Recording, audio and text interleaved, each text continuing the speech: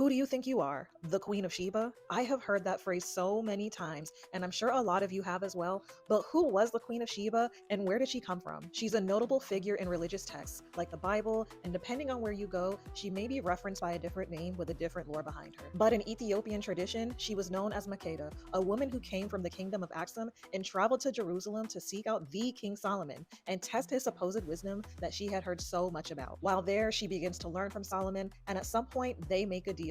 He agrees that he will not touch or harm her, and she agrees not to take or steal anything from him. However, that deal is soon broken when Makeda accepts a drink of water from Solomon. When Makeda returns home to Ethiopia, she bears a son by Solomon, who she names Menelik. It is said that the Solomonic dynasty began in the 10th century BC with Menelik as its first emperor, but it wasn't until the year 1270 that Yakuno Amlak, who claimed to be a descendant of King Solomon through Menelik, formally established and founded the dynasty. The Solomonic dynasty continued to rule the Ethiopian empire until its final emperor, Haile Selassie, was overthrown by a coup in 1974. Now, whether the Queen of Sheba was a real person is debated, as there are different accounts among different cultures about who she was and where she came from. But whoever she may have been must have been all that for the original question I quoted at the beginning of this video to even become a thing. My name is Marissa, and I hope you learned something.